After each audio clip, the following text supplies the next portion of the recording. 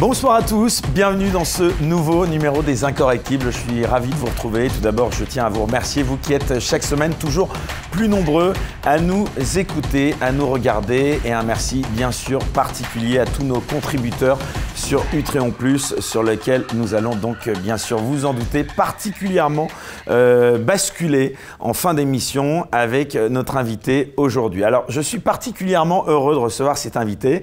Vous la demandiez, la réclamiez depuis presque 2 ans, que ce soit aussi bien dans une ancienne vie antérieure, donc dans un média où je ne l'avais pas reçu, que sur ce média YouTube. En tout cas, voilà, j'avais insisté pour qu'elle vienne. Elle a enfin accepté. Il fallait pour ça peut-être qu'elle sorte un livre. Alors ce livre, il s'appelle Les Apprentis Sorciers. Il vient de paraître aux éditions Albin Michel. Et tenez-vous bien, c'est non seulement un best-seller, il est classé numéro 1 des ventes, toutes sections confondues, donc chez Albin Michel. Vous l'avez reconnu, cette autrice, devrais-je même peut-être dire, s'appelle Alexandra Orion-Caude. Bonsoir madame, bonsoir Alexandra. Bonsoir Eric. On se connaît un tout petit peu, donc on va peut-être, si vous me le permettez, vous appeler par votre prénom. On va rester là au niveau des familiarités. On se claque la bise. Voilà, on se claque même la bise, comme vous dites, quand on se voit. Mais en tout cas, on ne se voit pas très souvent, c'est le moins qu'on puisse dire. Donc, en tout cas, je rappelle que vous êtes une de nos plus éminentes généticiennes scientifiques françaises. Donc, vraiment, mille merci d'avoir accepté cette invitation. Alors, c'est d'autant plus remarquable que vous soyez numéro 1, je le disais, des ventes, toutes catégories, je le redis à nouveau, confondues, puisque vous êtes quasiment boycotté par la majeure partie des médias français. Première question, comment vous expliquez cela ? D'abord, si je puis me permettre une petite digression, parce qu'effectivement, merci Eric, merci de votre patience. C'est vrai que vous m'aviez invité avec beaucoup d'insistance et si je me souviens bien, je vous avais demandé de ne pas insister ainsi parce que je ne voulais pas que... En fait, je disais toujours, ce qui est important, c'est ce que je dis, c'est pas ma personne. Et comme l'émission, l'histoire de l'émission, c'était quand même de découvrir la personne, c'était malheureux. C'est vrai que j'ai beaucoup insisté. En général, c'est un de mes traits de caractère. Oui. Quand je veux quelque chose, j'essaye de me donner les moyens de l'avoir. Voilà. Je n'y arrive pas toujours. Et ça tombait mal. Ça met parfois du temps. C'est tombé sur moi, qui suis particulièrement tête dure aussi, et qui effectivement insistait sur le fait que la lumière devait être faite non pas sur ma personne, mais véritablement sur ce que j'avais à partager avec les gens. Et à partir du moment où je l'ai écrit, c'est vrai que je me sens libérée d'un poids. Désormais, c'est écrit. Et du coup, ça me permet aussi d'aborder avec plus d'humilité les questions qui peuvent Et alors ce boycott, parce que vous, c'était votre fait. Vous ne veniez pas, enfin en tout cas, ça a mis un peu de temps, mais aujourd'hui, c'est tout de même incroyable. Je le rappelle une nouvelle fois, vous êtes classé numéro 1 des ventes, toutes catégories confondues. Vous devriez, en temps normal, être invité sur tous les plateaux des chaînes télé. Oui, et ça n'est pas le cas. Alors oui, ça n'est pas le cas. Alors moi, je suis extrêmement heureuse d'être première des ventes. Pour la première raison, c'est parce que tous mes droits d'auteur vont à une catégorie de la population. Oui, moi je préfère les appeler les essentiels. C'est une catégorie de personnes qui, en France, a eu le courage de défendre haut et fort le secret médical. Ça semble visiblement quelque chose de totalement d'arrière-garde, sauf que pour moi, au contraire, c'est une question d'avenir. Ayant travaillé pendant toutes ces années à l'hôpital, je sais à quel point le secret médical, ça veut dire quelque chose. C'est fondamental pour éviter toute ségrégation. Et donc ces personnes, au nom du secret médical, ont refusé de dire quel était leur statut vaccinal ou non du corps administratif. Bilan de l'opération, on leur a sucré leur travail, ils n'ont plus eu le droit de travailler, ils n'ont pas eu le droit de toucher au moindre chômage, ils n'ont pas eu le droit de retrouver un autre travail, et ces gens sont donc totalement exclus de notre société pour défendre des valeurs qui sont vitales à tout un chacun. Donc, donc avoir ce livre, premier des ventes, avec cette possibilité du coup de parler d'eux, c'est pour moi quelque chose de magnifique. La deuxième raison pour laquelle je suis extrêmement heureuse, c'est parce que c'est ma passion, mine de rien, cet ARN, cet ADN, cette génétique.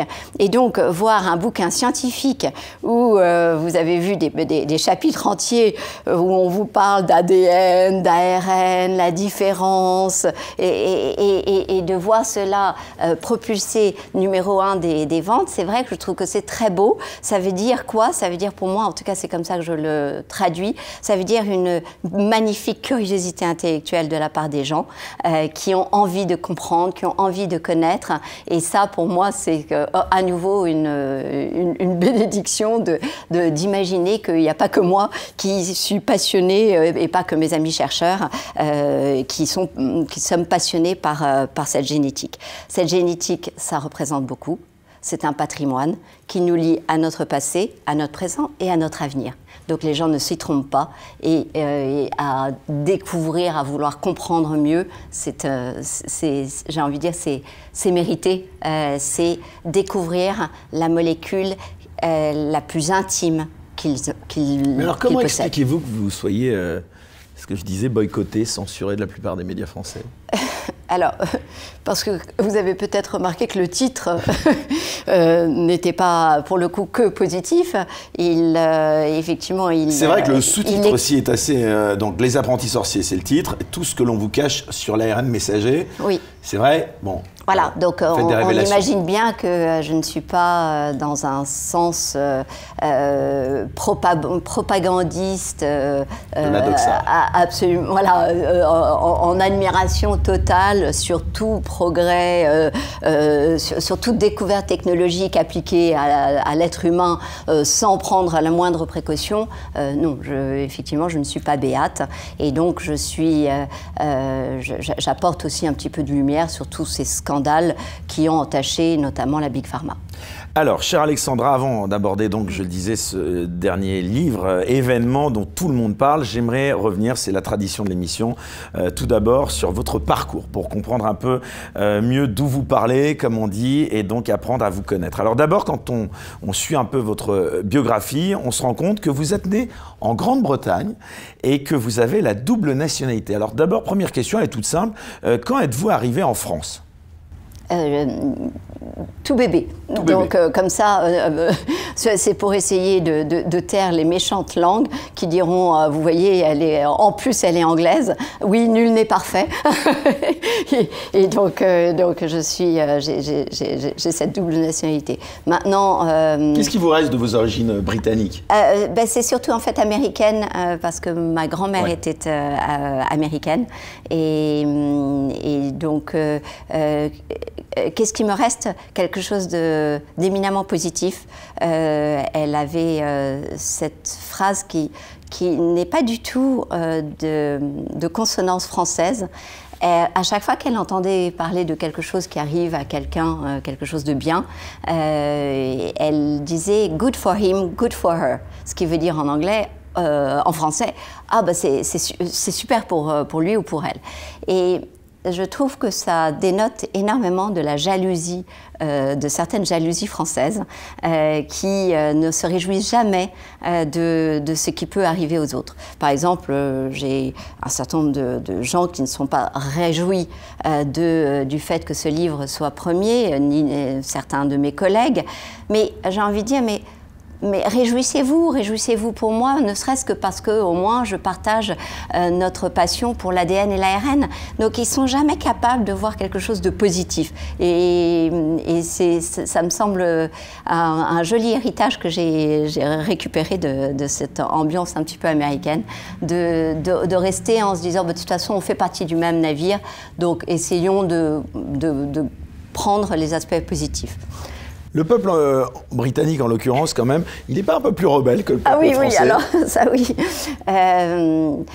J'ai aussi eu la chance de grandir en Angleterre pour faire mes armes de génétique, donc apprendre mes tout premiers pas dans un laboratoire, je les ai faits avec un grand professeur qui s'appelle le professeur Sir Alec Jeffreys. Et Alec Jeffreys, c'est celui qui a inventé la technique d'empreinte génétique. Le bonheur que c'est que de faire de la recherche en Angleterre, il est très important parce qu'effectivement, il va bien avec la mentalité anglaise, un certain flegme, une certaine distance vis-à-vis des événements avec lesquels j'étais particulièrement à l'aise. Et donc j'ai eu cette grande joie de grandir auprès de ce ponte extraordinaire qui faisait une recherche ultra pointue, ultra, ce qu'on appelle nous dans notre jargon, ultra fondamentale, donc en fait qui travaillait sur la variabilité de séquences génétiques. Je vous passe des détails, mais c'est vraiment très pointu. Sauf que cet homme était d'une grande simplicité et que quand il a ouvert le journal un jour et tombé sur un fait divers, il s'est dit, mais en fait, ces travaux que nous menons dans notre laboratoire, ils peuvent être appliqués dans un intérêt pour la société. Et c'est ainsi qu'il a eu l'idée d'utiliser cette connaissance qu'il avait sur ces séquences très variable de notre génome pour faire ce qui devait révolutionner le monde, puisque c'est les tests de paternité, c'est les tests en archéologie pour savoir qui descend de quelle branche, etc. C'est, au-delà de l'histoire, la criminologie, effectivement, c'est très utilisé pour confondre les violeurs, les assassins, etc. Donc, vous voyez comment des recherches ultra fondamentales, ultra pointues, peuvent être tout simplement applicables, traduites en application pour la société. Ça, c'est pour mes amis anglais. Revenons, si vous le voulez bien, justement à votre vie, à votre enfance en particulier. Qu'est-ce qu'il vous reste de votre enfance, de votre éducation? Vos parents, par exemple? Oh, tout. Ce que je suis, je pense. Vous venez de quel milieu, quelle origine sociale? Ça, j'ai répondu très tôt à des gilets jaunes quand je faisais mes premières manifestations, parce que je disais, moi, j'ai pas beaucoup de mérite. J'estime être née avec une cuillère d'argent dans la bouche, c'est-à-dire effectivement être née du bon côté, où véritablement, il n'y a pas de difficulté matérielle, il n'y a pas de difficulté d'amour non plus. Et ça, je trouve que voilà, j'ai cette chance sur laquelle je n'ai aucun mérite, mais qui, j'ai envie de dire, m'a peut-être, en fait, du fait de son extrême facilité, m'a aiguisée sur le malheur des gens.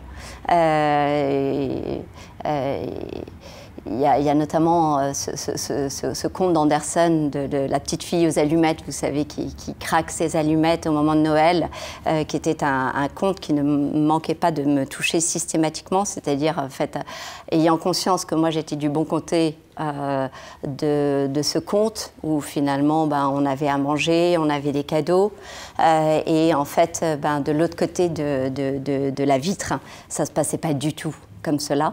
Et donc, cette volonté de combattre l'injustice m'a pétri et me pétrit encore aujourd'hui. M'a pétri parce que, du coup, j'ai choisi cette vocation d'être chercheur. Je me suis spécialisée surtout en génétique. Hein. Le choix, c'était la génétique. La génétique et le choix aussi d'orienter mes travaux sur les enfants. Parce qu'effectivement, ce sentiment d'injustice dès lors qu'on touche aux enfants. Il m'anime au quotidien, il m'animait petite et il n'a eu de cesse de m'animer toute ma vie. J'y puise... voilà, Et pourquoi la recherche en particulier vous a attiré? Tout simplement parce que au départ, j'ai une expérience hospitalière, moi-même enfant, et j'ai trouvé que ce que faisait ce corps hospitalier était, ces staffs étaient tout à fait fabuleux, de nous remettre sur pied, tout petit enfant que nous étions. C'était à l'hôpital Trousseau, où après, par la suite, j'ai eu la chance de travailler. Donc, vous voyez, chez moi, c'est une notion de fidélité, en fait, en permanence. C'est tout le temps des clins d'œil, des retours à ce que j'ai aimé, là où j'ai eu des fortes expériences. Donc, quand j'ai eu cette expérience hospitalière, je me suis dit, waouh, il y a quelque chose de très très beau dans cette vocation que ces gens ont de soins auprès des enfants. Et puis après, c'est la lecture de biographies sur différents chercheurs, et notamment sur la légende de Louis Pasteur, qui m'a donné l'envie d'être chercheur, en disant, mais finalement, dès lors qu'on trouve une solution, pérenne, et donc je trouvais que c'était tout à fait captivant que ce métier de chercheur. Vous trouvez que la recherche est assez valorisée en France? Non, mais ça j'ai toujours pensé, et je pense que je sais qu'on n'a jamais le droit de dire la moindre chose négative sur le général de Gaulle. Cependant, je crois qu'il a eu une phrase qui a fait, dans son art du bon mot, il disait un jour qu'il inaugurait un centre, de ce que j'ai compris, et il disait, je vois beaucoup de chercheurs qui cherchent, mais y a-t-il des chercheurs qui trouvent? Et je crois qu'il a fait beaucoup de mal. Pourquoi je le dis? Parce que justement, quand j'ai grandi entre guillemets en Angleterre, donc quand j'ai fait mes travaux en Angleterre et aux États-Unis, la position du chercheur, la position sociale du chercheur est extrêmement valorisée. C'est-à-dire que quand vous êtes, par exemple, dans un taxi ou dans n'importe quelle rencontre et vous dites quel est votre métier, alors vous avez immédiatement une espèce d'admiration qui se... Alors peut-être est-elle excessive, peut-être n'est-elle pas justifiée, mais n'empêche que, étant donné que ce métier, on ne le fait pas pour l'argent, parce qu'on sait très bien qu'on ne va pas être payé.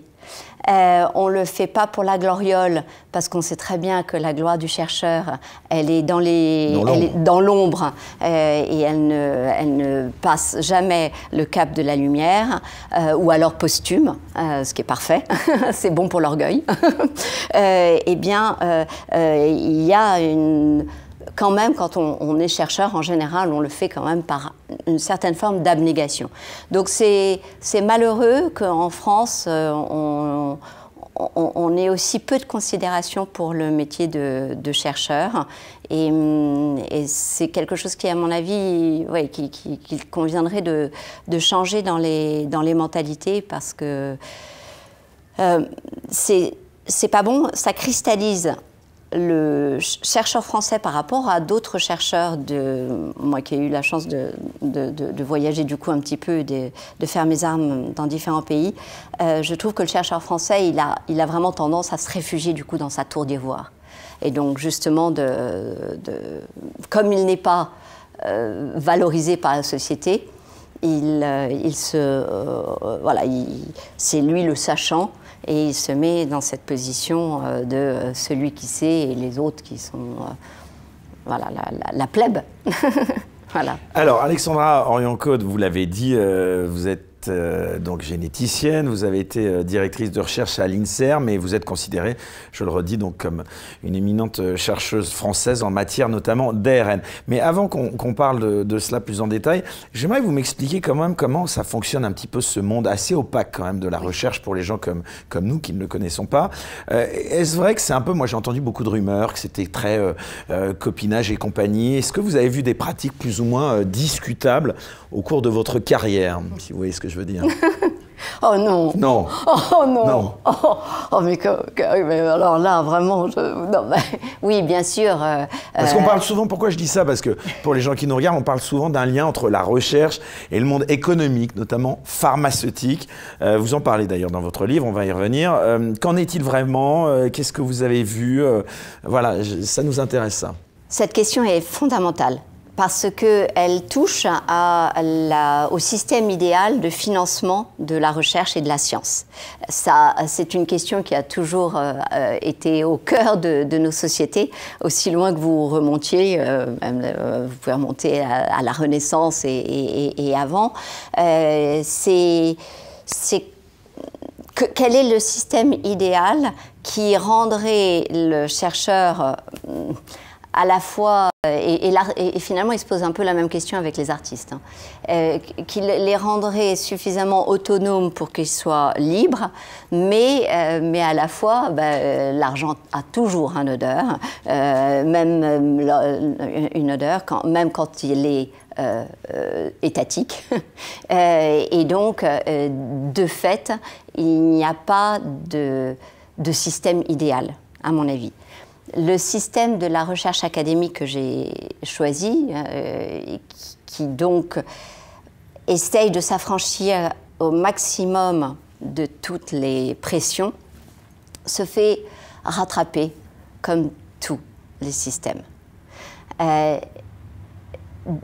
Il se fait rattraper par deux niveaux. Il se fait rattraper par la politique, parce que dès lors qu'il devient institutionnel, dès lors qu'il devient institutionnalisé, par exemple le CNRS, l'INSERM, qui sont des gros organismes de recherche, eh bien évidemment, ils sont liés forcément... Public, évidemment. Public, ils sont forcément liés au gouvernement actuel. Et il y a eu des grands plans, notamment, on se souvient probablement parmi les grands plans auxquels moi j'ai été confrontée, c'est ce grand plan cancer de Jacques Chirac, et qui finalement part d'un bon sentiment, mais force toute la recherche, tous les chercheurs, à orienter, même si vous travaillez, je ne sais pas moi, sur la petite mouche à vinaigre ou sur un poisson ou je ne sais quoi, à orienter vos travaux sur le cancer, ou en tout cas donner une espèce de consonance en disant mes travaux visent à régler le problème du cancer. Voilà. Et donc en fait, c'est un habillage marketing auquel on se soumet, et qui n'est pas forcément extrêmement sain, parce que peut-être que ce n'était pas du tout pour régler le cancer que ces travaux étaient faits, mais véritablement pour comprendre la multiplication des cellules, pourquoi elles se multiplient, et pas forcément toujours avec une vision d'application à un plan cancer. Donc vous voyez comment même un plan étatique peut influencer les chercheurs académiques. Et puis évidemment, de façon tout à fait connexe, comme l'argent qui nous est donné pour financer nos recherches n'est pas suffisant, nous allons quémander ailleurs, à votre beau cœur, monsieur, dame, et le à votre beau cœur, monsieur, dame donne encore une fois une odeur très caractéristique. Alors ça peut être lié à effectivement des laboratoires pharmaceutiques. Lien d'intérêt. Voilà. Ou ça peut être lié à des patients. Moi, j'ai toujours essayé de travailler avec des associations de patients ou de parents de patients, puisque je travaillais sur les enfants. Mais voilà, c'est très difficile d'être affranchi de toute influence, et le système n'est pas optimal, n'est pas idéal. Il est comme il est, et il faut... Si on veut tout mettre par terre, on met tout par terre, mais sauf que moi, je ne connais pas de meilleur système. Il y a le système de mécénat que je trouve intéressant et qui mérite aussi d'être poursuivi, parce que je pense qu'il n'est pas bon de mettre tous les œufs dans un même panier. Il est bon de diversifier les sources d'argent. Et donc, en ce sens-là, le mécénat peut avoir aussi une dimension très intéressante. Alors Alexandra Orion-Côte, vous avez aussi, justement, en marge de votre activité de chercheur, de généticienne, fondé un laboratoire, vous également, nommé Simplissima, vous me dites si je me trompe, qui se donne notamment pour mission, je cite, de revaloriser les remèdes traditionnels. Pourquoi? Ils sont si peu valorisés selon vous, ces remèdes traditionnels? Alors, ils sont peu valorisés et à votre avis, vous savez... Est-ce que Big Pharma aurait un rôle là-dedans? Bon, en tout cas, on va pas... C'est dévalorisation des médicaments anciens qui marchent. Bon, on va pas donner trop de noms à ce stade, puisqu'on est sur YouTube. Non, il est évident que les remèdes traditionnels n'ont pas le vent en poupe, c'est le moins qu'on puisse dire. D'abord parce qu'ils ont aussi eu des porte-paroles qui étaient peut-être... à la limite du charlatanisme, à la limite flirtant avec le charlatanisme. Ça tombe bien, puisque votre livre s'appelle Les apprentis sorciers. Voilà. Alors du coup, c'est vrai que c'est compliqué, mais aussi, effectivement, qui dit remède traditionnel dit souvent remède non coûteux. Remèdes accessibles et disponibles par tout un chacun. Et alors justement, comment est-ce que vous expliquez, pardon de vous interrompre, puisque vous mettez l'accent justement sur ce point essentiel, comment vous expliquez que les pouvoirs publics qui ont pourtant intérêt, normalement, ou je me trompe, à réduire les coûts, ne s'attachent pas plus à réduire justement ces coûts en favorisant justement l'utilisation de ces remèdes anciens et connus pour la plupart comme efficaces? Alors connus comme efficaces, c'est là où je suis très contente. Voilà, je suis très contente de travailler sur ces remèdes, justement parce que il m'a semblé que dans ces remèdes, il y a aussi moyen de tuer des gens. Et j'ai vraiment eu des cas où on voit bien, donc c'est des cas rapportés dans la littérature scientifique, de gens qui pensaient faire bien en prenant des remèdes traditionnels et les plantes sont dangereuses et donc ils les ont consommées au point de mettre leur vie en péril et d'en mourir. Donc ça, c'est quand même très important aussi de dire, mais finalement... Quand vous dites les plantes, vous parlez quoi? De l'homéopathie, en fait, par exemple? Non, mais là, c'était pas de l'homéopathie, c'était véritablement en fait, de se soigner avec des plantes, parce qu'effectivement, dans les pays qui sont pas aussi occidentaux que les nôtres, l'accès aux remèdes traditionnels est quand même très fréquent. L'OMS, je crois, l'avait chiffré, alors je vais dire des bêtises, on va dire entre 60 et 80% des recours aux soins se faisaient par ces remèdes ancestraux ou culturels dans les différents pays. Donc l'OMS a conscience que c'est un recours assez fréquent, encore une fois, avec le trouble que j'ai, est-ce que c'était 60 ou 80%, en plus c'était des chiffres qui datent depuis d'un moment, donc je ne sais pas si ils ont été réactualisés, ça vaut bien d'être réactualisé assez fréquemment. Donc ça veut dire quoi? Ça veut dire que sur Terre, beaucoup de gens, en tout cas une majorité, va avoir recours à ces façons ancestrales de soigner. Et ces façons ancestrales ont-elles bénéficié d'une évaluation moderne comme celle qu'on peut faire avec nos connaissances actuelles? Pas toujours.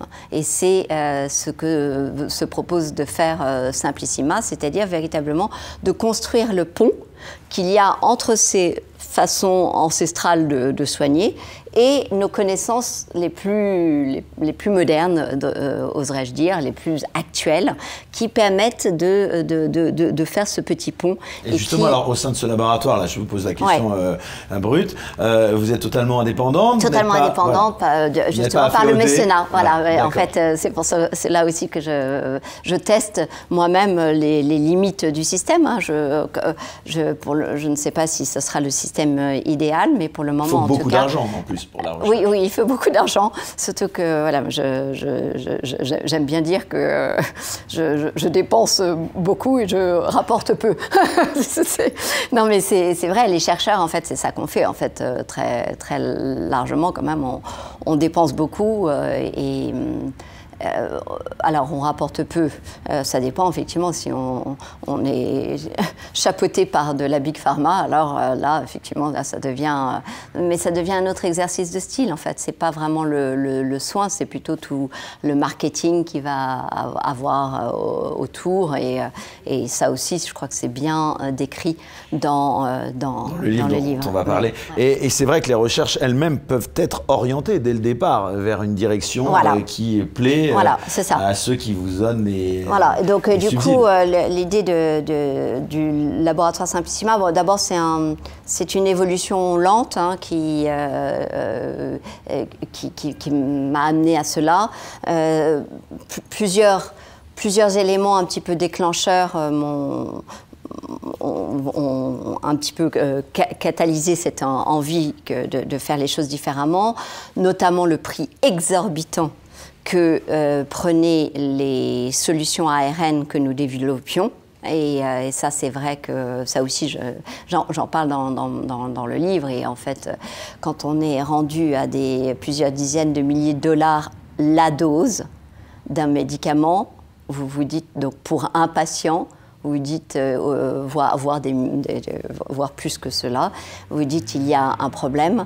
Moi, je n'ai pas fait ce métier pour ne guérir que justement la panacée de quelques cols blancs privilégiés, parce que c'est toujours les mêmes qui sont privilégiés, mais véritablement pour donner un accès à la santé à tous. Et donc, autre petit point, ça a été en 2015, on a réfléchi à des collègues parce qu'il y a eu ce grand problème de migrants et d'accès aux soins aux migrants. Quand vous êtes un migrant et que vous allez à l'hôpital et qu'on vous dit que vous ne parlez pas français, bien sûr, et donc on vous dit bah, alors il faut aller faire votre radio là, puis alors vous allez au laboratoire faire la biochimie, etc. Et là, vous êtes sur un parcours du combattant où en fait, ça veut dire que la personne, concrètement, elle ne peut pas se soigner. Et donc, le système de santé en France, il était malade depuis longtemps. Parce que, par exemple, dans ces migrants, on sait qu'un certain nombre avaient notamment, par exemple, été porteurs de tuberculose.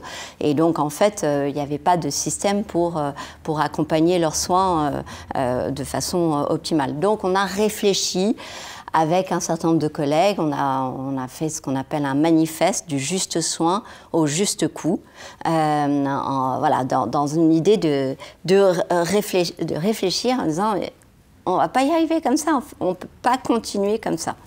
Et donc Simplissima est venu aussi en point de réponse à tout cela, en disant eh bien, ça veut dire quoi? Ça veut dire qu'il faut des solutions simples, des solutions de santé simples, qui soient peu coûteuses, qui soit durable, parce que quand même cette notion de durabilité, elle me semble très importante quand on est en train de synthétiser des tas de molécules que pour ces vaccins ARN messagers, c'est quand même, je ne comprends pas que personne n'en parle, et éthique, parce que pour moi l'éthique doit résonner tout notre système de santé. Voilà. Et donc dès lors vous iriez jusqu'à parler de morale ?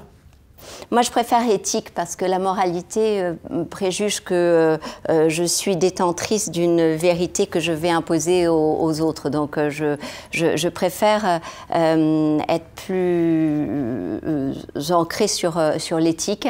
Et il se trouve que par cette approche-là, cela m'a permis d'avoir un certain nombre de positions et de n'avoir besoin d'aucune morale pour cela. Alors, Alexandra Orion-Côte, je sens que nos spectateurs trépignent d'impatience. Nous allons bien sûr aborder dans quelques instants ce livre événement. Donc pour ceux qui viendraient de nous rejoindre, donc je le rappelle, Les Apprentis Sorciers aux éditions Albin Michel, numéro 1 des ventes, toutes catégories confondues, en dépit du fait que vous ne soyez pas ou presque pas invité sur les médias dits mainstream. Mais avant donc d'aborder ce livre, et donc ce livre passionnant, j'aimerais pour clore cette première partie de l'émission, continuer encore une fois à parler un petit peu de vous pour encore une fois que les gens, aussi bien bien vos détracteurs d'ailleurs que ceux qui ne vous connaissent pas en sachent un peu plus sur vous. Outre votre vie professionnelle, vous avez également une vie d'engagement, notamment catholique au service de la défense des traditions. Pourquoi cet engagement? Parce que vous l'avez dit publiquement. Non mais je ne fais que rapporter des propos. Vous avez quand même pris des positions. Vous savez très bien où je veux vous emmener, mais pour justement que vous répondiez à ceux qui essayent de vous, justement, vous discréditer. Parce que vous avez... Bon, déjà, vous avez un fort caractère. Hein, vous me l'avez témoigné hein, quand je n'ai cessé de vouloir vous inviter. Sans rancune. Non, aucune rancune, sinon vous ne seriez pas là. Mais, et puis, vous voyez, maintenant, maintenant, tout va bien. Mais j'aimerais quand même que vous nous parliez de ça, parce qu'il y a peu de chercheurs, notamment, vous le disiez, vous êtes peut-être astreinte un devoir de réserve. On a reçu ici Monsieur Toubiana, on a reçu beaucoup de gens qui nous disaient que leur fonction leur interdisait de s'exprimer librement et qu'ils ne pouvaient le faire que parce qu'ils étaient arrivés à, on va dire, un certain niveau dans leur carrière professionnelle et puis peut-être même aussi à un certain âge. Voilà. Pourquoi avez-vous accepté de prendre sur des sujets sensibles des engagements qui, vous le savez, pouvaient tendre le flanc à des gens pour vous discréditer et pour discréditer notamment votre travail?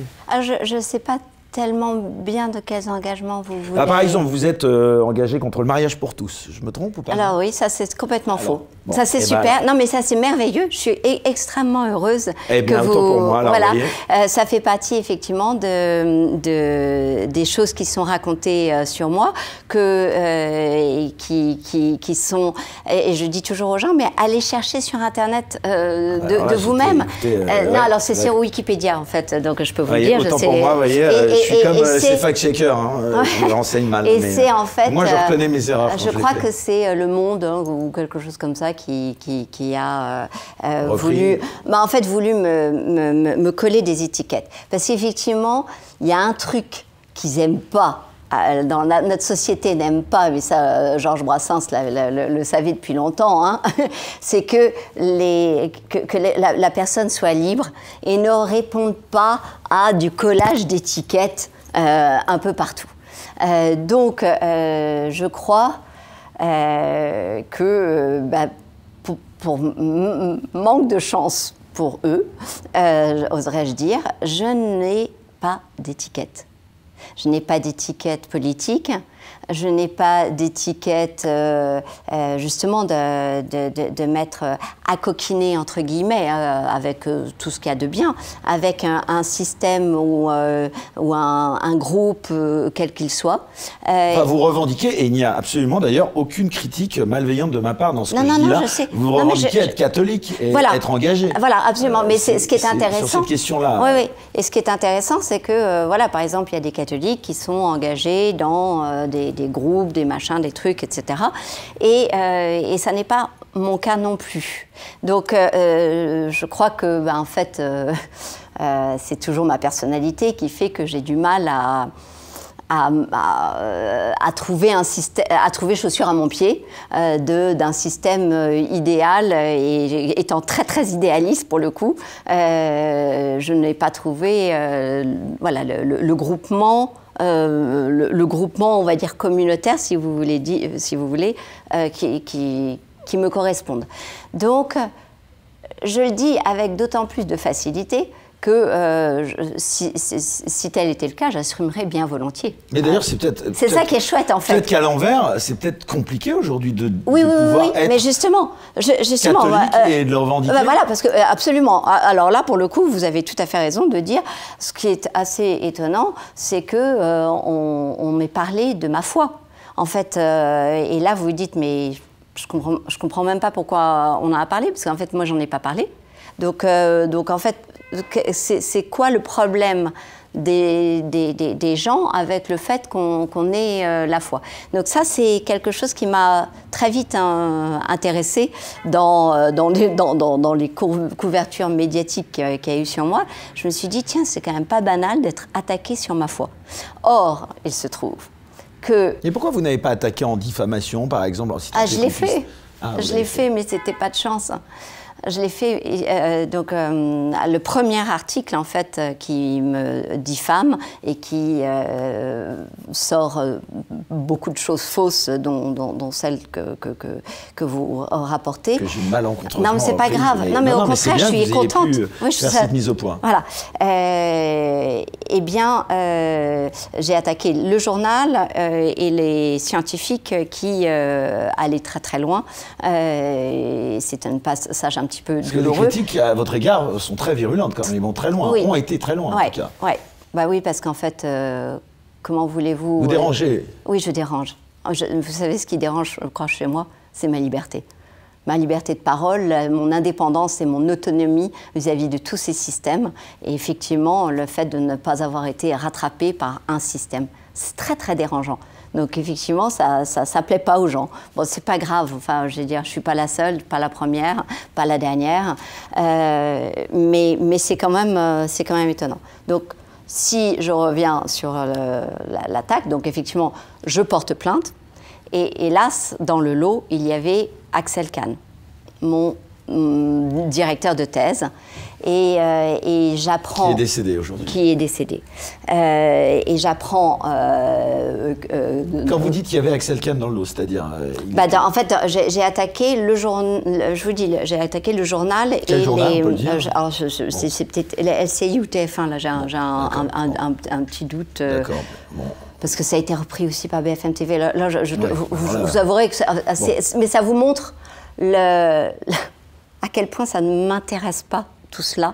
C'est fou, quoi. Je veux dire, mais bon, qu'importe. Donc, c'était un journal, je ne sais plus, celui qui m'a le premier sali.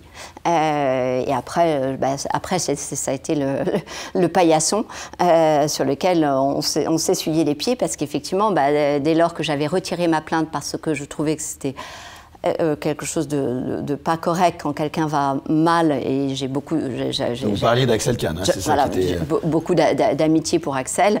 Je trouvais que c'était affreux qu'il ait à gérer une plainte alors qu'il devait se concentrer sur sa santé. Donc c'est, encore une fois, de ma part, l'altruisme de dire je ne traiterai pas autrui comme je n'aimerais pas être traité. L'attaquer en justice, oui, parce qu'il avait été très loin dans la diffamation. Il a parlé d'intégrisme, de sectarisme, de tous ces termes qui... Voilà, tous ces mots qu'on entend. Oui, c'est ça. Et peut-être que ce livre va participer à déconstruire, justement, mais ça vous touche quand même, ou pas tant que ça, finalement? Ça me toucherait si c'était vrai, en fait. Mais en fait, il se trouve que... franchement, c'est vrai que d'une certaine façon, c'est horrible, hein, mais je me dis, mais c'est tellement grotesque. En fait, je dis à n'importe qui me voit vivre, qui me voit vivre depuis des années, qui voit mon quotidien, qui me suit dans la rue, dans le métro, et qui voit comment je me comporte avec les gens, intégriste et sectaire, je crois... Voire extrémiste. voire extrémiste. Je crois que... voilà, je n'ai même pas besoin de répondre, en fait. C'est ça qui est... Alors, les gens disent « Ah, mais oui, mais si, il faut que tu répondes parce que t'es attaqué. » Mais comment voulez-vous répondre comment voulez-vous répondre à des accusations qui ne vous correspondent en rien? En fait, c'est comme si je vous disais, très jolie, blonde platine, là, Eric, très mignonne, hein. Là, non, moi, c'est plutôt extrémiste, complotiste. Non, mais allons sur blonde platine. Ouais. Et là, vous êtes un petit peu embêté parce qu'effectivement, vous ne savez pas trop comment me répondre parce que vous n'êtes pas très bon platin. Pas blonde platine, voilà. Et donc, vous ne savez pas comment me répondre parce que ça ne correspond pas. C'est tellement, voilà, donc, à côté de la plaque. C'est à côté de la plaque. Donc, voilà. Donc, écoutez, bien faire et laisser dire. C'est une phrase que je m'applique beaucoup, et par chance, je suis scientifique. Et donc j'adore mon métier, j'adore lire des articles. Et donc en fait, au lieu de me soucier de savoir si on me dit que j'ai les cheveux qui font comme ça, que j'ai même eu le droit à agent de la CIA, hein, quand même. non mais ce qu'il y a de bien, c'est qu'on... En tout cas, il y en a peut-être un qui va, grâce à cette émission, vous découvrir, parce que vous ne connaissez pas, c'est Thomas Pesquet. Vous avez vu? Il a émis un tweet cette semaine en disant que vous l'aviez bloqué. Ah oui, il ne me connaît pas, mais alors il a remarqué que vous l'aviez bloqué. Alors du coup, il a 1 million, donc le grand astronaute Thomas Pesquet, il est scrutin par plus d'1 million de followers. Mais alors, vous l'aviez bloqué ou vous ne l'aviez pas bloqué? Alors, la réponse est, il était bloqué, effectivement. Donc, je suis allée voir le site et, en me disant, bah, tiens, c'est bizarre. Enfin, voilà. Et donc, je ne sais pas du tout comment il était bloqué. Ce que je sais, c'est que avec mon compte, il s'est passé des tas de choses sur lesquelles je n'ai pas toujours eu la main, on va dire ça. C'est pas de la paranoïa, mais enfin c'est comme sur LinkedIn, sur Twitter, sur Facebook, sur tous ces réseaux sociaux. Il est illusoire. Je pense que vous avez un petit peu autre chose à faire de que penser Thomas Pesquet, surtout. J'ai la main, voilà. C'est assez contradictoire d'ailleurs pour quelqu'un qui est aussi scientifique, puisque quand même quand on est astronaute, c'est-à-dire qu'il dit qu'il ne vous connaît pas, mais il remarque que vous l'avez bloqué.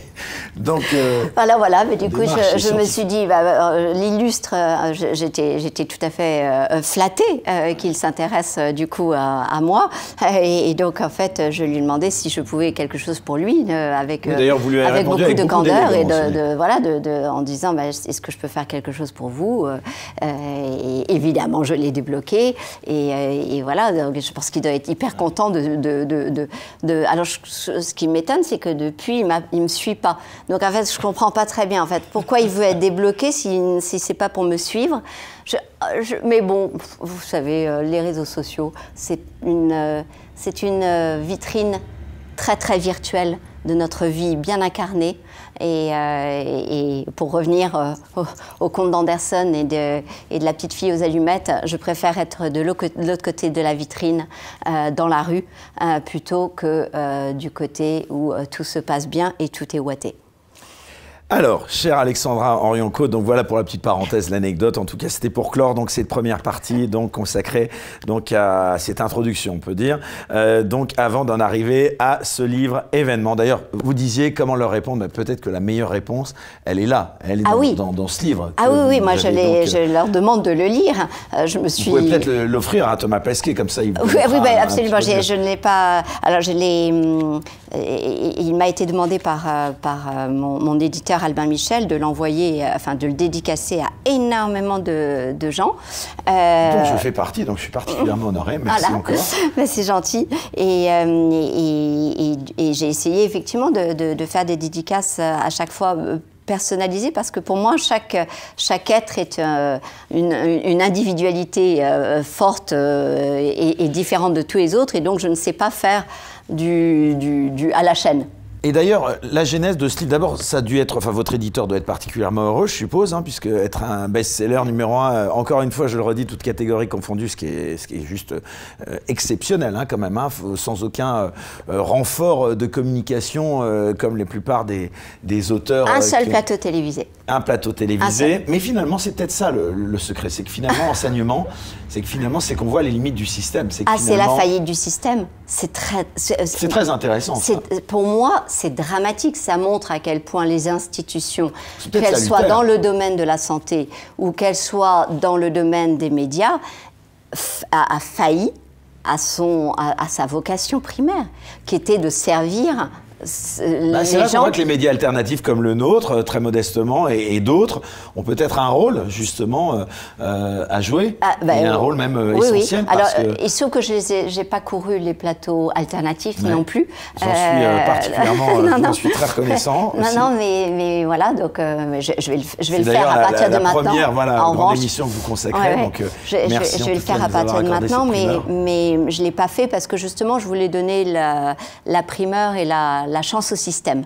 Puisque le système avait failli à ses obligations de donner une pluralité et donc une neutralité à l'information, en exposant toutes les opinions, il convenait pour moi d'accompagner le système jusqu'au bout en lui donnant une chance. Et donc pour moi, la façon de lui donner une chance, ça a été de dire, bon bah, allons-y, puisque vous voulez m'inviter, ben, ou vous voulez pas m'inviter, invitez-moi. Et en fait, dans les faits, un seul plateau télévisé.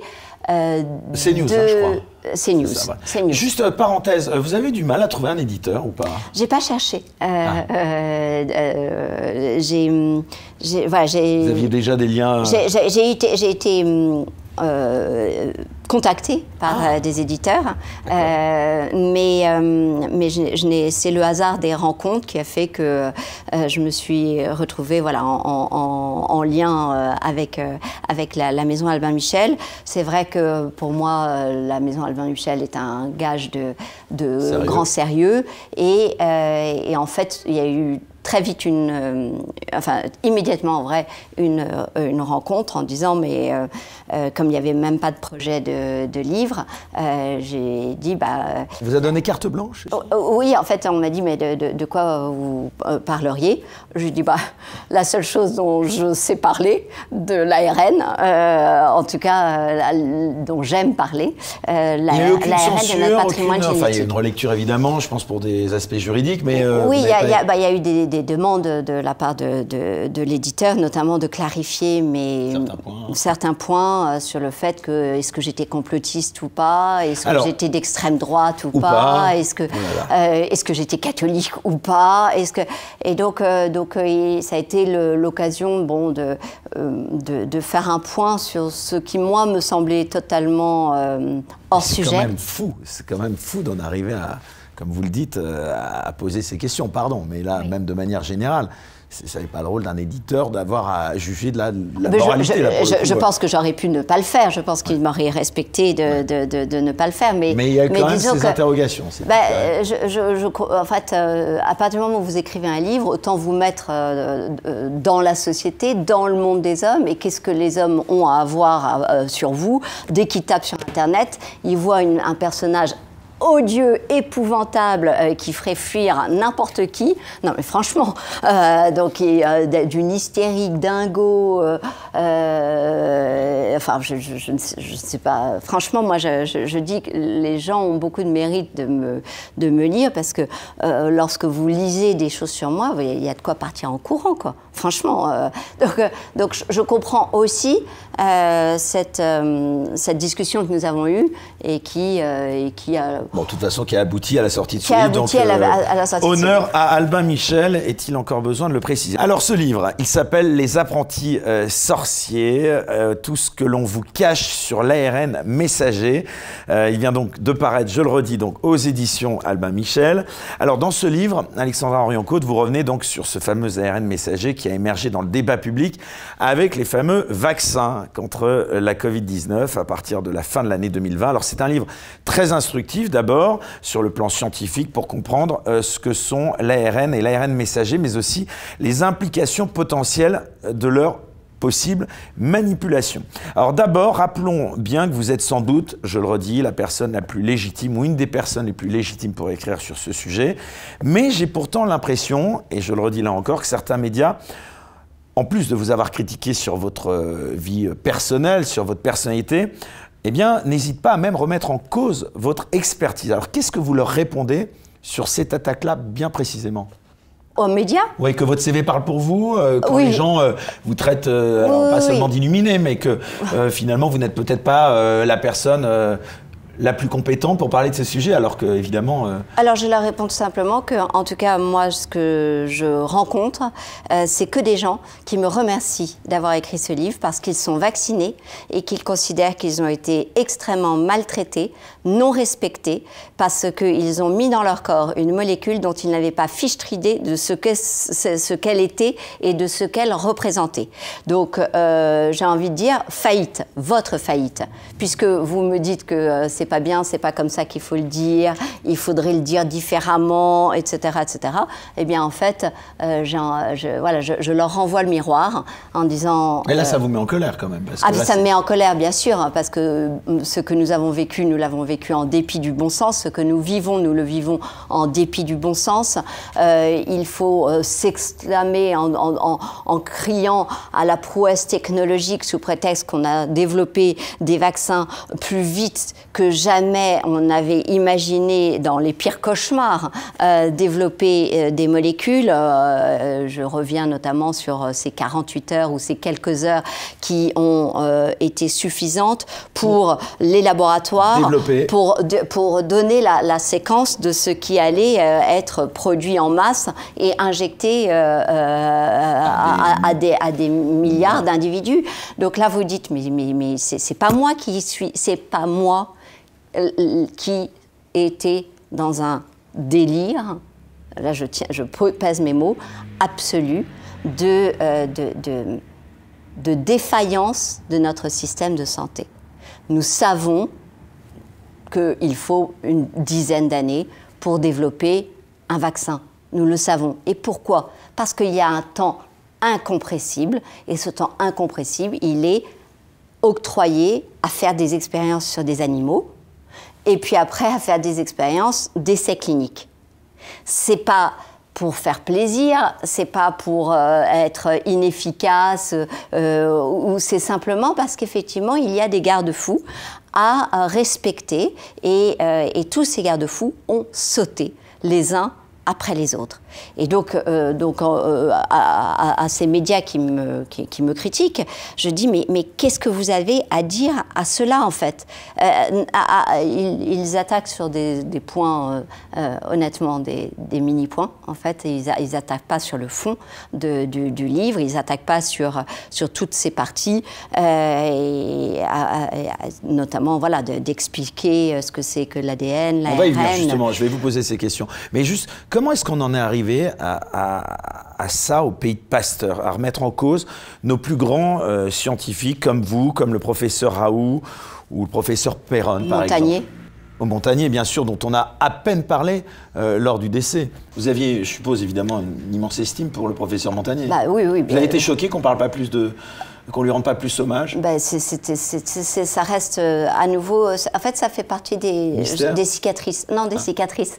J'ai quelques cicatrices de ces 3 ans, et ça fait partie de... Vous l'aviez côtoyé, vous l'aviez connu? Oui, bien, avec beaucoup d'intensité, notamment en fait, dans les derniers temps, parce que nous avons été invités tous les deux à témoigner au Parlement du Luxembourg, dans un moment qui était quand même très fort, parce qu'il a permis d'éclairer les députés avec des données auxquelles ils n'avaient pas du tout été confrontés. Et ça a vraiment permis de modifier le cours des choses au Luxembourg et d'inverser complètement la tendance. Déjà sur l'origine du virus. L'origine du virus, alors... Il avait raison. Voilà, mais ce qu'il y a de joli, c'est qu'en fait, lui s'exprimait en tant que virologue et moi, je m'exprimais en tant que généticienne. Donc, en fait, on regardait le même objet, SARS-CoV-2, mais on portait des analyses différentes et qui, finalement, arrivaient aux mêmes conclusions. Donc ça, c'est aussi la transdisciplinarité qui vous montre bien que c'est pas tout d'être d'accord avec quelqu'un. C'est qu'en fait, on a nos expertises différentes qui méritent d'être exposées et confrontées les uns avec les autres. Donc, aux médias qui me disent que c'est pas bien, que j'aurais pas dû, qu'il faut pas, mais en fait, le problème, il est pas là. Le problème, il est que désormais, ce qui base finalement ce qui est à la base de ma réflexion est partagé sur un temps long et permet aux uns et aux autres de dire ce pourquoi ils trouvent que finalement cette injection d'ARN messager a été un grand succès, alors qu'ils le disent eux-mêmes, que c'est un échec qui n'a pas permis de résoudre le problème du Covid, un échec qui, alors ça dans certains pays, ils osent le dire, pas encore en France, mais le ministre de la Santé allemand ose parler des effets indésirables en disant mais c'est terrible, tous ces effets graves, et je suis tellement désolée pour toutes ces victimes. Donc voilà, on a au lieu de fustiger, je crois que maintenant il est temps d'accepter, surtout au moment où on est en train de dire eh bien, ce que nous avons vécu justifie que nous continuions à injecter de l'ARN messager ou à développer de l'ARN messager sur différentes maladies. Et ça, pour le coup, pour moi, c'est il faut faire un grand temps d'arrêt parce que, notamment, je reviens sur l'échec reconduit pendant 20 ans de ces tentatives de vaccins ARN messager. Puis qu'on nous a présenté en disant mais tout va bien, c'est formidable, c'est un grand succès, ça fait des années qu'on maîtrise, etc. L'ARN messager, il se dégrade tout de suite. Qu'est-ce que vous n'avez pas entendu? Que l'ARN messager est resté dans le muscle. Qu'est-ce que vous avez entendu? Que ça allait, voilà, tous vaccinés, tous protégés. Ah bon? On n'a pas vu cela, etc., etc. Donc en fait, tous ces mensonges, je reviens dessus en expliquant pourquoi, dès la base même, nous avions les éléments en main pour savoir que cela allait déjà être cela était déjà des mensonges. C'est-à-dire qu'en fait, on savait qu'on avait les connaissances accumulées sur beaucoup d'années, non seulement sur cet échec des vaccins ARN messagers, mais aussi sur le choix de coronavirus à traiter par un vaccin. Ça aussi, c'était quelque chose qu'on savait être un échec, mais aussi le choix de la protéine spike, donc ce choix qui a justifié, qui a été celui de tous les laboratoires. Donc je reviens sur tous ces choix sur lesquels en fait nous avions suffisamment de connaissances pour savoir que ce n'étaient pas des bons choix, que ça n'était pas justifié et que donc il fallait, on pouvait s'attendre à ce que ça ne marche pas. Et puis après, dans les faits, on s'est rendu compte que ça ne marchait pas et que du coup, on multipliait les doses. Ça, c'était quand même assez fantastique aussi. Personne n'en revient là-dessus en disant, mais je vous rappelle quand même qu'à la base, on devait prendre une dose, voire 2 doses. Et que quand nous, on a écrit à l'Agence du médicament européen, ils nous ont dit, c'est pas grave si on injecte des molécules toxiques dedans, parce que de toute façon, on n'en injecte pas beaucoup et on n'injectera que 2 doses. Quand on voit que certains en sont à 5-6 doses, vous voyez comment tout cela est tombé dans un échec de mensonge sur lequel il est impératif de revenir. Être traité de complotiste par les grands médias, c'est un titre de gloire, non, non. Pour moi, j'ai toujours très mal vécu cela, parce que... Qu'est-ce que vous pensez de cette accusation de complotiste qui touche aujourd'hui toute pensée dissidente, quoi, c'est ça? Oui, ça, en fait, c'est simplement, c'est une façon de vous faire taire. Vous le savez bien, vous, Eric. Oui. Donc, voilà, donc comme...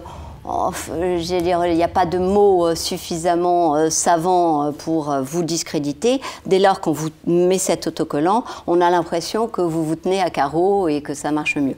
Donc, du coup, mais ça ne leur suffit pas. Hein. On voit bien, moi... Ah, il y avait eu d'autres choses? Bah oui, moi j'ai eu complotiste, j'ai eu anti-vague, j'ai eu covidosceptique, j'ai eu sectaire, intégriste, extrême droite, catholique aussi, hein, comme si... C'était une insulte. Catholique avec l'ARN messager, je ne suis pas sûre de tout comprendre, mais bon, bon, très bien. Enfin, voilà. Enfin, donc vous voyez bien que tous les mots, tous les colibés y passent, pourvu qu'on essaye de vous discréditer. On n'a jamais, rassurez-moi, essayé de vous faire taire au-delà de ces colibés. Ou est-ce que vous avez subi des invectives, des menaces? Je préfère ne jamais répondre à cela. Il est évident que vous ne faites pas 3 ans de vie publique sans... Attendez, pardon, mais c'est très grave ce que vous laissez entendre là. Donc vous avez eu... Je préfère pas... voilà, en tout cas, on va dire que... Vous avez peur vous imaginez assez bien que vous n'avez pas une parole différente, avec autant de volonté de vous faire taire, sans que, effectivement, les choses ne se passent pas de façon très rose pour vous.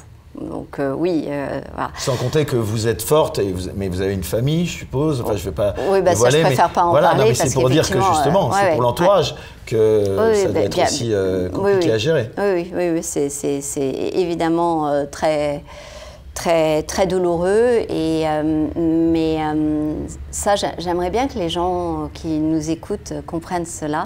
C'est qu'au bout de 3 ans de vie publique non choisie, parce qu'en fait, les gens savent que je n'avais pas envie d'être publique, ça, il suffit de comprendre que d'avoir entendu le fait même de ce choix d'être chercheur à l'INSERM. Il n'y a pas des stars à l'INSERM, enfin, je veux dire, personne ne connaît des chercheurs de l'INSERM. C'est pas un métier que vous faites pour être connu. Sinon, vous êtes rockstar, chanteuse ou je sais pas quoi, mais c'est pas le cas. Voilà. Et il faut surtout pas hier me faire chanter. Donc, vous choisissez pas cela. Vous n'avez pas une cohérence de pensée et de parole pendant 3 ans si il n'y a pas quand même un fond, et puis petit à petit un fond de vérité qui se fait jour. Si vous prenez tous ces risques-là, c'est quand même que vous êtes pétri d'un certain idéal pour la santé. Vous sentiez peut-être investi d'une mission aussi un petit peu. Alors non, parce que vous étiez assez seul quand même, c'est ça. Non, alors Dieu merci, on était très nombreux au niveau international tout de suite. On s'est tous réunis dans des grands consortiums, notamment avec les anciens de Harvard, de Oxford et de Stanford.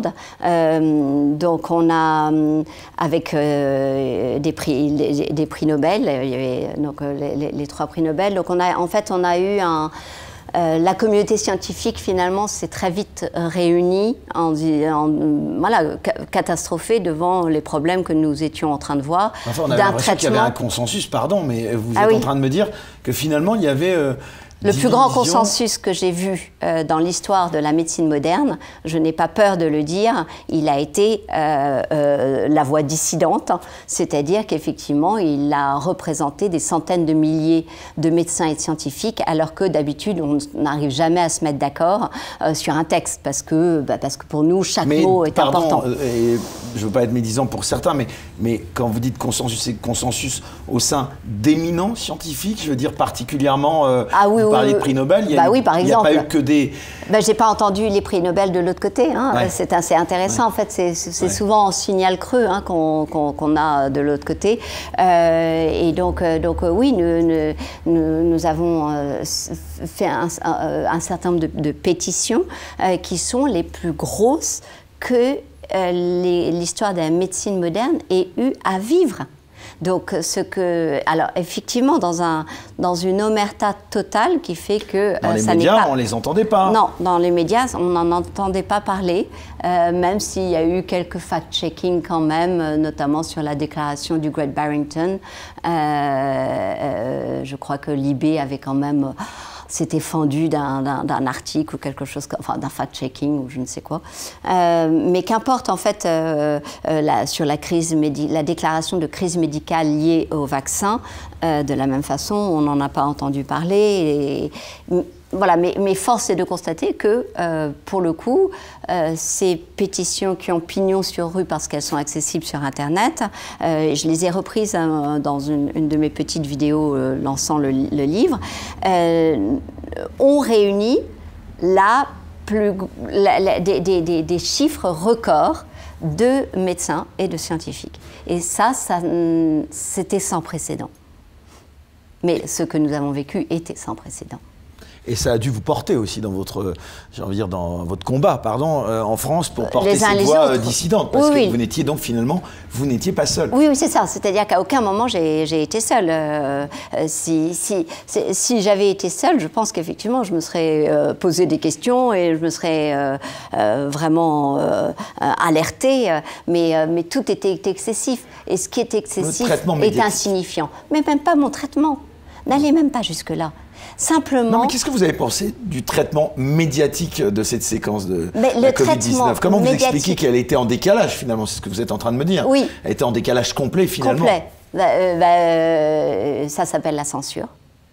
Ça s'appelle la censure. Et là, c'est là où vous voyez que donc, ce qui est proposé aux gens sont des mesures politiques, parce que je ne connais pas d'autres mesures qui justifient la censure. Si jamais notre parole était si stupide et ridicule qu'on veut bien la grimer et faire croire qu'elle l'est, à ce moment-là, pourquoi est-ce que les collègues auraient refusé de débattre avec moi ? Il aurait été facile de montrer que je ne disais que des conneries, que tout ce que je disais était infondé, ridicule, qu'on pouvait se gausser, rigoler comme des malades à ce que je disais. Et c'est ça qui est intéressant, c'est que le fait même qu'il n'y ait pas eu ces débats, que lorsque, par exemple, Tribune Juive a proposé à Axel Kahn et à moi de débattre, comme cela avait déjà eu lieu, il y avait eu le Collège des Bernardins qui nous avait proposé de débattre, nous avions alors accepté tous les deux, et logiquement, Tribune Juive nous proposait de débattre, forcément, on acceptait. Ils avaient même dit, vous débattrez incognito, enfin je veux dire voilà, et si cela vous va, on rendra la chose publique. Donc avec toutes les précautions qu'il y avait autour de garde-fous, éventuellement de faire en sorte que chacun puisse s'exprimer. Et ça n'a pas eu lieu. Donc, et ça, ce n'est pas que sur moi. Ce n'est pas un refus de débattre avec moi, c'est un refus de débattre avec tous mes collègues, aussi à l'étranger. Ça a été la même chose. Donc on a tous vécu ce même discrédit et cette même censure, notamment sur LinkedIn, où c'est un outil quand même, pour nous, c'est un outil assez chouette de oui, parce que LinkedIn, on le rappelle, donc c'est un site plutôt de mise en contact professionnel. Professionnel, c'est ça, donc avec une sorte d'aura, de sérieux un peu différente de Twitter ou de Facebook. Voilà. Et nous c'est un outil finalement... Et il y avait de la censure sur LinkedIn. Je crois qu'on a tous, on peut le dire, on a tous été... les comptes de ceux qui ont osé une parole publique ont été supprimés. Et lorsque j'ai demandé qu'on me le remette, on me l'a remis une fois. Là, j'ai partagé un article du Monde et j'ai été à nouveau supprimée. Et là, pour le coup, il a fallu que je réouvre un compte LinkedIn. Donc, depuis, je poste très peu, parce qu'effectivement, chat échaudé craint l'eau froide, mais vous voyez que la censure fonctionne. Parce qu'effectivement, à partir du moment où on n'ose plus communiquer sur un outil, c'est que le système est malade. Je croyais que nous étions en démocratie. Je croyais que la démocratie n'avait pas peur des paroles, des voix dissonantes. Depuis quand la démocratie doit-elle craindre le débat ? Ça a été un tournant pour la liberté d'expression, ce qu'on a vécu. En tout cas, moi, en science, ce que nous avons vécu, je ne l'avais jamais vécu. Qu'est-ce que nous avons vécu ? Nous avons vécu le fait que des scientifiques condamnent fortement, je reprends leurs mots très exactement, une idée différente de l'origine du virus. Simplement d'émettre des doutes, et en fait c'est cela que fait mon livre, parce qu'à aucun moment, si vous l'avez lu, vous avez bien vu que je m'érige en espèce de ministre de la Santé qui vous dit alors voilà ce qu'il faut faire, ce qu'il ne faut pas faire, etc., etc. Je pose finalement des questions, et je finis d'ailleurs le livre sur 2 questions qui doivent être posées au lecteur, mais à aucun moment, contrairement aux autres, je suis dans cette position que je ne comprends pas qu'il puisse avoir de « je détiens la vérité, il n'y a qu'une vérité, il faut vacciner tout le monde et hors de la vaccination, point de salut ». Et la vérité est différente, elle est beaucoup plus compliquée et elle mérite que page après page, elle soit partagée. Alors moi, je vais mettre les pieds dans le plat parce qu'on parle de cette censure, de cette omerta. Donc scientifique, hein, sur les journaux. Ouais. Et donc le journal en question, c'était Lancet et c'était Science. Et il se trouve que dans les auteurs de cette forte condamnation, we strongly condemn, donc nous condamnons fortement tout scientifique qui ose émettre il parlait même de rumeurs. Donc simplement de mettre en doute quelque chose sur lequel finalement, en plus qui s'est avéré faux, qui était l'origine pangolin chauve-souris, ça méritait une condamnation forte. 26 des 27 auteurs étaient liés avaient des liens avec des chercheurs de Wuhan. Ce qui est évidemment pas très joli et qui revient tout le temps aussi, c'est que tous ceux qui se sont exprimés là dans les médias contre moi ces temps-ci, ce qui est intéressant, c'est qu'ils sont avec des conflits d'intérêts. Eh bien, ou voilà, politique, j'allais y venir. Ou conflit d'intérêts. La source de cette attitude qu'ont eu ces médias, ces journalistes qui vous ont tout de suite mis au banc des accusés. Alors je dis pas tous, hein, non, mais c'est une histoire un grand nombre. Moi, j'ose poser la question, c'est quoi? C'est une histoire de corruption ou simplement de bêtise des journalistes? Parce qu'on peut être bête aussi, hein. Mais non. Je pense qu'il y en a qui ne sont pas que bêtes. J'aime bien rester sur ce sur quoi je suis, sur quoi j'ai travaillé, ce sur quoi j'ai ce sur quoi vous n'êtes pas. D'abord, lu des vous nous rappelez articles, bien etc. que vous n'êtes pas une anti-vax forcenée. Ouais, alors ça fait partie des étiquettes qu'on m'a collées. Vous reconnaissez l'efficacité des vaccins traditionnels? Non, moi je vais plus loin. En fait, sur le mot anti-vax, j'aime préciser que je ne suis ni anti, ni pro, quoi que ce soit. Parce que dans le fait même, et ça aussi, pareil, j'aimerais quand même qu'on comprenne où est l'excès. L'excès, il est dans les pro-vax. Il est dans cette espèce de religion absolue de béatitude qui consisterait à dire hors vaccin, point de salut à la santé. Mais c'est pas possible, c'est complètement, c'est aberrant. Donc en fait, ni pro ni anti. Et pourquoi ni pro ni anti? Parce que dans pro et dans anti, vous avez une espèce de cristallisation de votre parole, de votre réflexion qui est très délétère à mon sens. C'est-à-dire que les excessifs, c'est eux, les pros ou les antis, ça n'est pas ceux qui ont une parole modérée et qui posent des questions et qui apportent de la nuance. En tout cas, moi, j'espère une chose, c'est que lorsque les gens liront la beauté de leur patrimoine génétique dans ce livre, ils comprendront qu'ils ont en tout cas une grande responsabilité à savoir ce qu'ils mettent dans leur corps et que dès lors, l'idée de traitement obligatoire ou de vaccination obligatoire me semble quelque chose qui doit être discuté parce que, d'ailleurs, on voit bien, hein, elle a amené à une hyperpolarisation du système, ce qui fait que les gens doutent et ce qui fait que les gens ne veulent plus se vacciner. Moi, je peux vous dire, quels que soient les vaccins, parce que les jeunes parents, on leur dit il faut 11 vaccins à leur bébé, et ils regardent leur petit bébé et ils disent mais c'est quand même beaucoup, 11. Donc, vous voyez, tout cela, c'est pas moi qui l'ai fait, ce système. C'est eux qui l'ont fait à avoir une position pro-absolu, arc-boutiste et absolutiste. La santé, elle est beaucoup plus complexe que cela. La complexité génétique de tout un chacun, elle est incroyable de diversité. Nous varions, vous et moi, toutes les 1000, nous avons des variations toutes les 1000 lettres de notre patrimoine génétique. Et donc, effectivement, un médicament qui va réussir sur moi ne va pas réussir sur vous.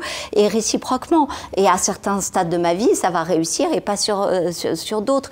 Donc, en fait, je crois qu'on est allé trop loin dans l'institutionnalisation de la santé en obligeant, en contraignant les gens.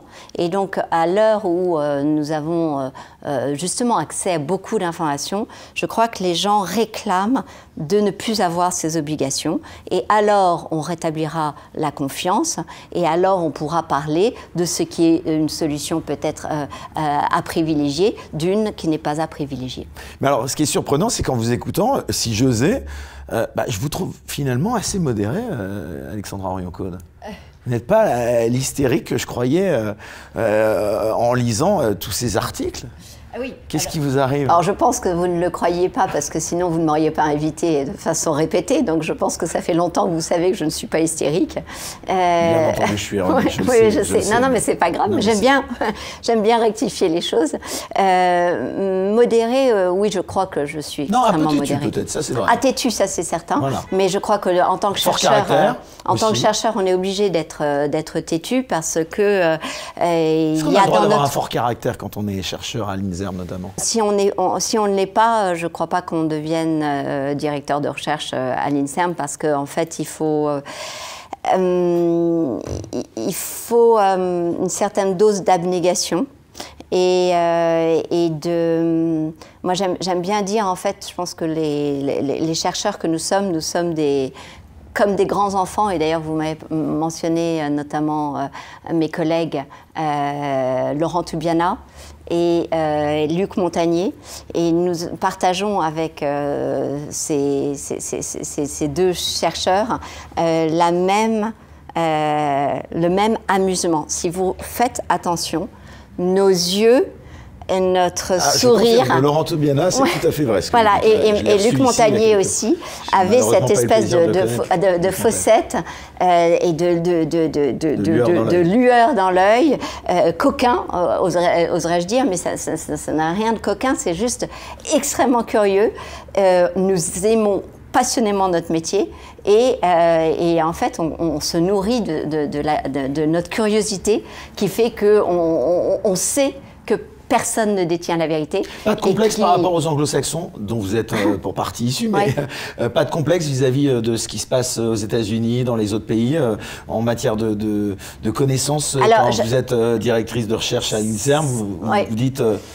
Au risque de paraître prétentieuse, non, parce qu'en fait, on m'a donné des possibilités de travailler aussi bien en Angleterre qu'aux États-Unis, en m'offrant des très jolies possibilités. Et là, à nouveau, abnégation de ma part, vous avez refusé. de refuser, alors que non seulement c'était effectivement beaucoup d'argent par rapport à ce que nous gagnons en France, mais au-delà de l'argent, c'était aussi des conditions de travail exceptionnelles où vous dirigiez votre équipe immédiatement, alors que en France, il faut passer l'habilitation. Aux États-Unis, non? C'est l'image que aux États-Unis, oui, c'était aux États-Unis, mais même en fait, lorsque j'étais donc avec Alec Jeffreys, on m'a donné une possibilité de faire mon PhD à Oxford, une PhD à Cambridge, mais comme vous me connaissez, je ne me fais pas avoir par ce qui brille ou ce qui a l'air de briller, mais par la rencontre. Et en l'occurrence, celle avec Axel Kahn avait été décisive pour moi, et donc j'avais envie de travailler avec Axel Kahn. Donc vous voyez, en fait, à chaque fois, c'est des amusements, des curiosités qui font qu'on garde notre passion pour notre métier. Alors justement, ça tombe bien. D'où notre modération. D'où votre modération que je constate en effet tout à fait. Ça tombe bien justement parce que si vous le voulez bien à présent, on ne va pas spoiler votre livre parce qu'on apprend plein de choses. C'est un livre vraiment au-delà de son caractère politique, si j'ose dire. C'est un livre avant tout, on apprend plein de choses, donc instructif. Et donc j'aimerais qu'on fasse un peu de pédagogie. Alors on va revenir à ce fameux ARN, avant même l'ARN messager. D'abord j'aimerais que vous nous rappeliez ce que c'est que l'ARN. Dans votre livre, vous revenez sur les différences entre ARN et ADN. Ça remonte assez loin à mes cours de biologie. biologie du lycée. Est-ce que vous pouvez nous rappeler les principales différences? Alors, ça, là, je vais spoiler le livre.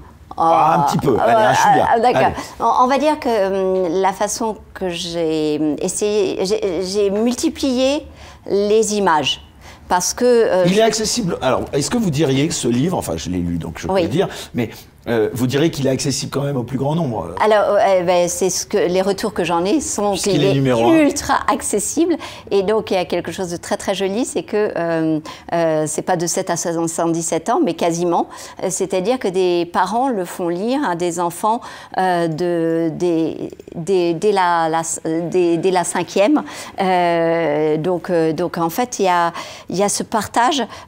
Effectivement, j'ai des lecteurs très âgés qui vont, je peux vous le dire, au-delà de 95 ans, qui m'ont fait des retours extrêmement positifs. Et donc, ouais, c'est vrai que les retours que j'ai sont enthousiasmants. C'est-à-dire que cette simplification, ce souhait de simplifier et de mettre à la hauteur de chacun la possibilité de comprendre ce qu'est notre ADN, notre ARN, mais ce qui est quand même, de multiplier à l'origine, ce qui est quand même compliqué, pardon. Oui, c'est compliqué. C'est pour ça que peut-être... Et c'est pour ça qu'il fallait du temps long, et c'est pour ça que je ne pouvais pas et c'est pour ça que c'est très difficile à partager sur un plateau télévisé, même maintenant. Même maintenant, il faut du temps. On n'a que quelques minutes et vous n'allez pas expliquer le patrimoine génétique de quelqu'un en 2 minutes. Donc, je multiplie les images. Je multiplie les images, pourquoi? Parce que chacun a son référentiel. Il y en a, c'est l'art, il y en a, c'est les voitures, et il y en a, c'est les ordinateurs. Et donc, j'essaye de voyager un petit peu dans tous ces référentiels pour donner une accessibilité à ce que j'essaye de traduire. Alors, différence entre ADN et ARN messager. Et ARN messager, en fait, c'est dans notre continuum de ce que nous sommes, donc notre corps. Nous avons le disque dur qui va être véritablement l'ADN et donc qui va être donc cette séquence, c'est ça? Voilà, c'est une parole génétique. En fait, c'est une... unique que chacun... C'est une instruction qui permet de donner des ordres comme toute instruction. Et donc, quand on est sur l'ADN, on est sur l'instruction, on va dire, dure, du disque dur. Tandis que quand on va aller sur l'ARN, on va aller sur tout ce qui va être connectivité. C'est-à-dire, moi j'aime bien prendre le téléphone portable en disant vous avez la carte mère et puis vous allez avoir toutes les petites soudures, l'ADN, exactement. Et puis après vous allez avoir tout ce qui va être. Alors je ne pense pas que les gens qui parlent de téléphone portable vont dire on ne dit pas carte mère, bon, qu'importe, on s'en fiche. On a compris l'image. On a compris l'image, je crois. Et en fait, tout ce qui va être microphone, écran, boîtier, ça va être les protéines. Et entre les deux, il y a besoin d'une connectivité. Et cette connectivité, c'est l'ARN. Donc l'ARN est fondamental parce qu'il permet d'avoir cette espèce d'aller-retour finalement entre le côté disque dur, le côté fonctionnel du microphone, du boîtier, de tout ce que vous voulez, et d'avoir ces interactions que je décris un petit peu dans le livre en disant, je parle de cette immense famille qui est l'ARN. Et donc l'ARN messager là-dedans, c'est un des ARN d'une très grande famille. Et tout cela interagit les uns avec les autres. Et c'est pour cela que quand on disait, quand on vous a dit, mais l'ARN messager, on maîtrise parfaitement. Ouais, qu'est-ce qu'on sait aujourd'hui dans les grandes lignes de l'ARN messager? C'est ça. En fait, quelle est la maîtrise? La maîtrise, elle est de comprendre en fait le rôle de messager qu'a cet ARN, donc en fait effectivement d'intermédiaire, et de la façon dont il est construit. Mais en vrai, ces interactions dans la cellule, personne ne les a étudiées, personne ne sait. Dans votre cellule, en plus, dans une cellule par rapport à une autre cellule, l'ARN messager que vous recevez par cette vaccination, elle ne va pas être la même les interactions ne vont pas être la même d'une cellule à l'autre. Alors, quelle est la prétention qui consisterait à faire croire aux gens que nous maîtrisons tout dès lors qu'on utilise un ARN messager? Depuis quand on connaît ce qu'est, enfin en tout cas dans les grandes lignes, l'ARN messager? C'est assez récent? Non, alors l'ARN messager, je reviens sur les dates parce qu'effectivement, je retourne même historiquement au tout pionnier de l'ARN messager. Mais donc, globalement, on connaît cette molécule, en fait, son appellation et ça... Parce qu'il y a beaucoup de gens qui disent qu'on connaît cette molécule depuis longtemps. Alors, oui, c'est exact. C'est là qu'on a du mal, pardon, je me fais un peu l'avocat du diable, mais dire, alors, finalement, si. Il y en a qui me disent, on connaît. On connaît. Alors, ce qu'on connaît, ça veut dire qu'on connaît son existence. Ça veut dire qu'on sait à peu près où le situer dans la cascade du vivant, comme je vous l'ai situé entre l'ADN et les protéines. Mais en revanche, ce qu'on ne sait pas, c'est dès lors qu'on l'injecte dans nos cellules, ce qu'il va faire. Et ça, pour le coup, c'est tout à fait nouveau et c'est pour cela qu'il n'y avait jamais eu... Et ça, on n'avait pas de recul. Mais on n'avait pas de recul puisque, en fait, on a le recul de 20 ans de recherche avec des essais cliniques menés sur les vaccins à ARN messager qui n'ont jamais débouché sur un succès. Donc, lorsque la crise Covid arrive et on nous dit qu'on va... Attendez, ça c'est très intéressant important. Et très important ce que vous dites. Vous nous dites que, alors, pas de recul, c'est 20 ans, c'est-à-dire que l'échelle, en effet, du temps n'est pas tout à fait la même oui, dans c'est la ça, science. C'est-à-dire que nous, et d'autre part, vous dites que ces 20 ans... de travaux sur les vaccins à ARN messager n'ont pas abouti, c'est-à-dire qu'ils n'ont pas dépassé la phase 2 des essais cliniques lorsque la crise Covid arrive. Nous sommes toujours d'ailleurs en phase expérimentale. Je reviens sur toutes les dates, ça, donc toutes les dates sont précisées, et notamment les dates sur les enfants, parce que ça aussi, c'est quand même un énorme problème de ces injections, puisqu'actuellement, on continue à injecter des enfants. J'ai lu récemment un article sur le centre de Strasbourg qui avait l'air très fier d'injecter des bébés de 6 mois. Et là, vous vous dites, mais à quoi joue-t-il ? Pour moi, vraiment, c'est une expérimentation qui ne peut pas être justifiée. Et je ne comprends pas comment mes collègues ne se mettent pas à côté de moi en disant mais effectivement, n'injectez pas les femmes enceintes, n'injectez pas les enfants. Ça semble une évidence. Ça relève du bon sens dès lors que la menace Covid n'est pas, comme vous le savez, une menace vitale ni pour les uns ni pour les autres. Oui, mais donc, pardon, Alexandra Oriancot-Delage, je ne peux pas m'empêcher là de vous contredire parce que je me dis comment vous expliquez justement qu'il n'y ait pas eu, ou plutôt qu'il y ait eu si peu de scientifiques qui tiennent le discours que vous tenez, pardon. Mais c'est ce que je vous ai dit. C'est qu'on leur a pas donné la parole, c'est ça? Mais vous n'étiez même pas au courant que nous avons eu, sur le plan de l'histoire de la médecine moderne, les plus grandes pétitions qu'il y ait eu de toute notre histoire de médecine moderne, du XXe siècle et du XXIe siècle. Vous n'étiez pas au courant et pourtant...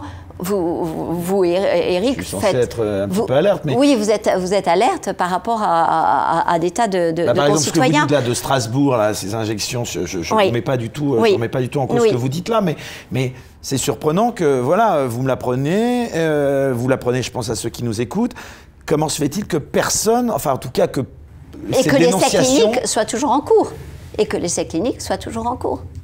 Et que la date, je la précise dans... Tout est sourcé dans ce livre, oui, absolument. Donc c'est là où, en fait, oui, c'est très, très perturbant.